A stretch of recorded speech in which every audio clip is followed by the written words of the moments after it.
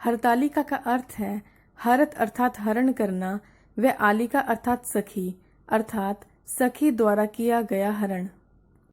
कहते हैं कि इस व्रत के महत्व की कथा भगवान शिव ने पार्वती जी को उनके पूर्व जन्म का स्मरण करवाने के मकसद से इस प्रकार कही थी। हे गौरी, पर्वतराज हिमालय पर गंगा के तट पर तुमने अपनी बाल्यावस्था में अधोमुखी होकर घोर तप किया था। इस अवधि में तुमने अन्न न खाकर केवल हवा का ही सेवन किया था। इतनी अवधि तुमने सूखे पत्ते चबाकर काटी थी। माघ की शीतलता में तुमने निरंतर जल में प्रवेश कर तप किया था। वैशाख की जला देने वाली गर्मी में पंच अग्नि से शरीर को तपाया था। श्रावण की मूसलाधार वर्षा में खुले आसमान के नीचे बिना अन्न जल ग्रहण किए व्यतीत किया। तुम्हारी इस कष्टदायक तपस्या को देखकर तुम्हारे पिता बहुत दुखी और नाराज होते थे।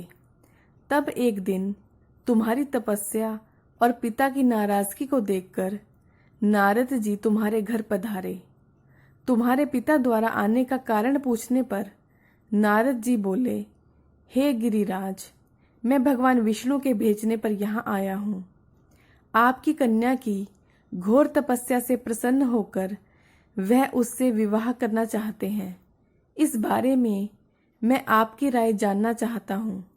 नारद जी की बात सुनकर पर्वतराज अति प्रसन्नता के साथ बोले, श्रीमान, यदि स्वयं विष्णु मेरी कन्या का वरण करना चाहते हैं तो मुझे क्या आपत्ति हो सकती है। वह तो साक्षात ब्रह्मा है। यह तो हर पिता की इच्छा होती है कि उसकी पुत्री सुख संपदा से युक्त पति के घर की लक्ष्मी बने। नारद जी तुम्हारे पिता की स्वीकृति पाकर विष्णु जी के पास गए और उन्हें विवाह तय होने का समाचार सुनाया। परंतु जब तुम्हें इस विवाह के बारे में पता चला तो तुम्हारे दुख का ठिकाना ना रहा।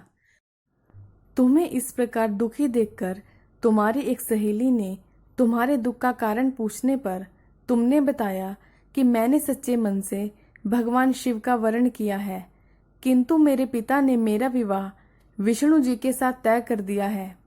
मैं भी विचित्र धर्म संकट में हूँ। अब मेरे पास प्राण त्यागने के अलावा कोई और उपाय नहीं बचा। तुम्हारी सखी बहुत समझदार थी। उसने कहा कि प्राण छोड़ने का यह कारण क्या है। संकट के समय धैर्य से काम लेना चाहिए। भारतीय नारी के जीवन की सार्थकता इसी में है कि जिसे मन से पति रूप में एक बार वर्ण कर लिया तो जीवन पर्यंत उसी से निर्वाह करे। सच्ची आस्था और एक निष्ठा के समक्ष तो भगवान भी असहाय हैं। मैं तुम्हें घनघोर वन में ले चलती हूँ, जो साधना स्थल भी है और जहाँ तुम्हारे पिता तुम्हें खोज भी नहीं पाएंगे। मुझे पूर्ण विश्वास है कि ईश्वर अवश्य ही तुम्हारी सहायता करेंगे। तुमने ऐसा ही किया। तुम्हारे पिता तुम्हें घर में ना पाकर बड़े चिंतित और दुखी हुए। वह सोचने लगे कि मैंने तो विष्णु जी से अपनी पुत्री का विवाह तय कर दिया है। यदि भगवान विष्णु बारात लेकर आ गए और कन्या घर पर नहीं मिली तो बहुत अपमान होगा। ऐसे विचार कर पर्वतराज ने चारों ओर तुम्हारी खोज शुरू करवा दी। इधर तुम्हारी खोज होती रही, उधर तुम अपनी सहेली के साथ नदी के तट पर एक गुफा में मेरी आराधना में लीन रहने लगी।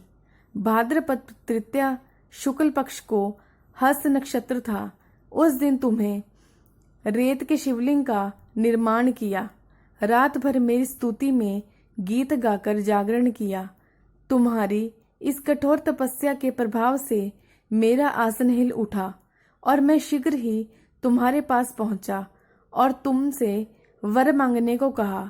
तब अपनी तपस्या के फलीभूत मुझे अपने समक्ष पाकर तुमने कहा, मैं आपको सच्चे मन से पति के रूप में वर्ण कर चुकी हूँ। यदि आप सचमुच मेरी तपस्या से प्रसन्न होकर यहाँ पधारे हैं तो मुझे अपनी अर्धांगिनी के रूप में स्वीकार कर लीजिए।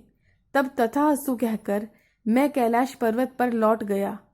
प्रातः होते ही तुमने पूजा की समस्त सामग्री नदी में प्रवाहित करके अपनी सखी सहित व्रत का वर्ण किया। उसी समय गिरिराज अपने बंधु बांधुओं के साथ तुम्हें खोजते हुए वहां पहुंचे।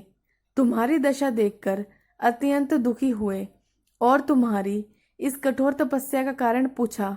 तब तुमने कहा, पिताजी, मैंने अपने जीवन का अधिकांश वक्त कठोर तपस्या में बिताया है। मेरी इस तपस्या की केवल उद्देश्य महादेव जी को पति के रूप में प्राप्त करना था। आज मैं अपनी तपस्या की कसौटी पर खरी उतर चुकी हूँ, क्योंकि आप मेरा विवाह विष्णु जी से करने का निश्चय कर चुके थे।